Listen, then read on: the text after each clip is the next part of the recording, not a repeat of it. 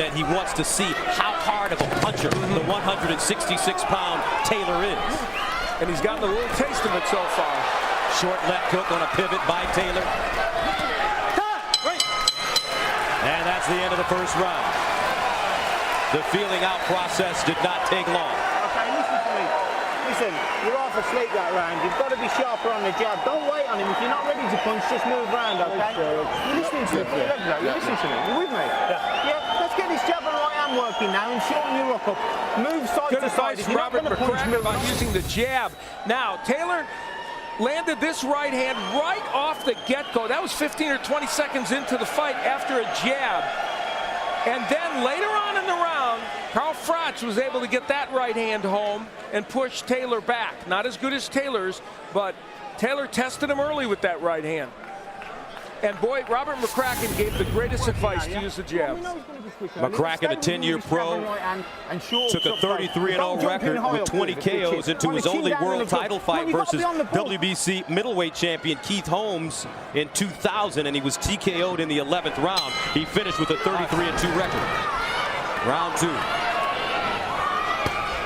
Let's see if Froch becomes busier, especially with his jab. You know, Gus, that's almost exactly the way most people that look at this fight, the boxing pundits, would have expected round 1 to go. Froch told us, though, that he has no problems being patient because he would like, if he can't get something early, to take Jermaine Taylor in the deep water because of his reputation as being a fighter that has stamina problems as the fight continues. You know, Jermaine was brutally honest with us. He admitted that he has not, he's cut corners in training, not eating right, and he said there have been in many of his fights times where he was literally buying time, trying to pace himself, but he said that's all over now. So we're going to find out if this fight goes on, whether it is all over. Froch said, you know what, animals don't change their stripes. Taylor, though, looks much more relaxed than we've seen him in the past. As you mentioned, he sometimes comes into fights very tight, but it looks like he has terrific rhythm to start. That left hook blocked by Froch. Jermaine Taylor is a very skillful fighter, always has been. He has every offensive tool, and when he uses them, he's a tough guy to handle in the ring. Nice hook by Froch, a counter left hook against Taylor. First title defense for Froch after defeating Jean Pascal to take the vacant WBC crown. Pascal was undefeated, a Canadian from Montreal, and that was a war of a fight. A lot of big punches landed.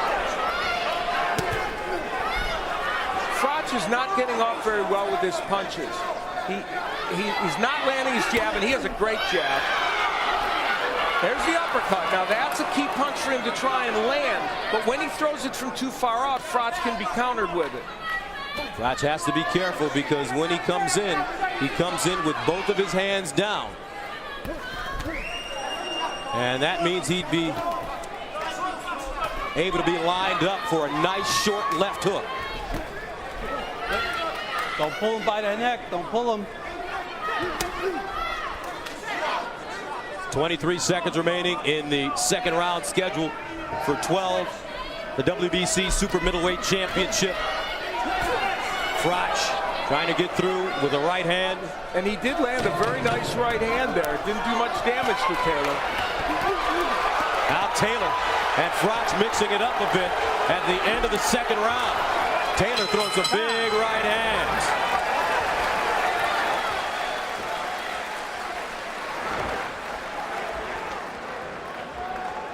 All right, baby, what did you see? Hey, Jermaine, go toward his jab. Hey, hit with that right hand every time, okay? Stop,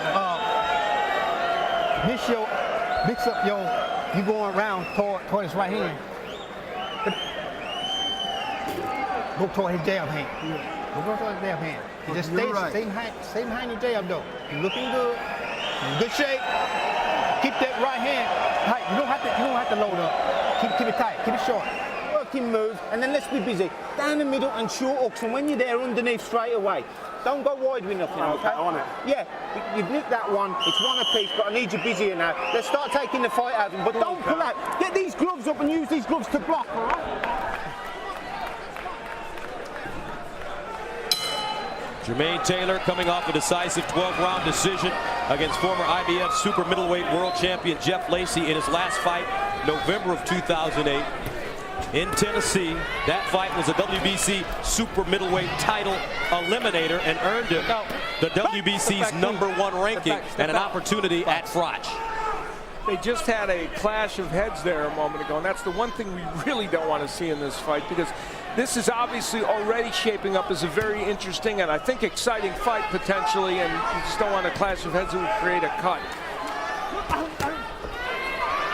Taylor blocking that 1-2, also blocking that lead right uppercut. Froch with no rhythm. You know, Froch is one of the few fighters that gets away with throwing that uppercut from so far out. Doesn't often get countered, but he's facing a man who's a much better counterpuncher than the people he's been facing. Biggest test of his career, Froch against Jermaine Taylor, who defeated one of the greatest fighters in the world twice, Bernard Hopkins, to take his middleweight belt, and then came back and lost 2 consecutive fights to Kelly Pavlik to have the belts taken away from him. Froch trying to get through.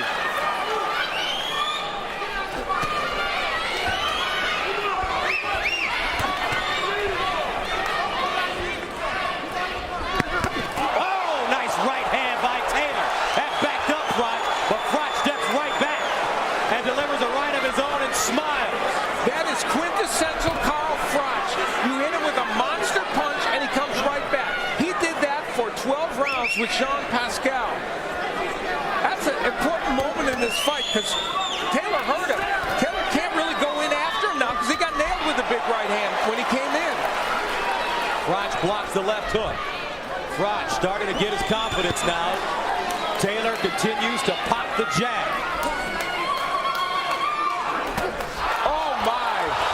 Froch on the ropes. He may be hurt. Froch backing up. Taylor moving in. Froch is hurt. Right hand, and Froch goes down. 4, 5, 6, 7, 8. You won. All right? All right, let's go. It's the first time he's been knocked down in his career. 26 seconds left. Can Taylor finish him?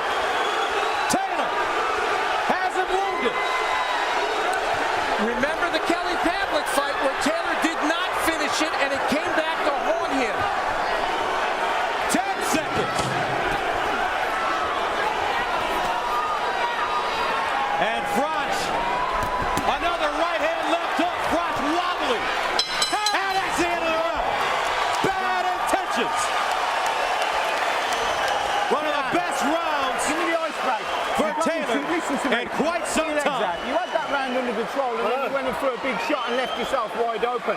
Listen to me. You've got to get tidier. You're coming out and you're pulling your head up and you're sticking your chin in the air and he's just coming back at you over the top. One too. Yeah, because you're loading up and you're looking for big shots and you're pulling out with your chin in the air. You've got to get your chin down, you've got to move your head, and you've got to get these gloves up after you punch. He's punching back. You've got to block and parry. Jermaine Taylor landed some hellacious right hands. Now there's the right hand in which Froch would come back with his own right hand. So at that point, Froch had things together. But as Froch bull rushed him, which Robert McCracken told him he did carelessly, and he did, a right hand lands from Jermaine Taylor and sends Froch to the canvas. Froch knocked down for the first time in his career. Now we will see what he's made of.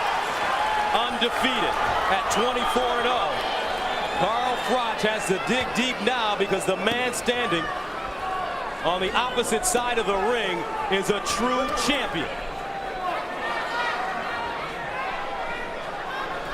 Now, I would go back to the script that people thought about this fight, and even with that dramatic round by Jermaine Taylor, it bears repeating.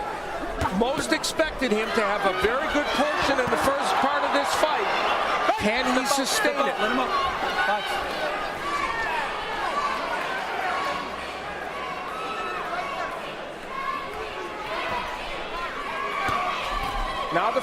jab starting to become a little bit of a factor. He has an excellent jab when he uses it. Don't backhand. Taylor would love to come over that jab, though, because it's so low. He's rolling it back. Come over that jab with the right hand. Rogers Taylor made for it there. He barely misses. Left hand by Taylor. Now, right there, that was a left uppercut that Froch was throwing, and Taylor countered it. Round 4 scheduled for 12. Jermaine Taylor, the challenger in the black trunks. Carl Froch, the Englishman and champion, in the black and red trunks. His nickname is the Cobra. First title defense for Froch, who won a bronze medal at the World Championships as an amateur.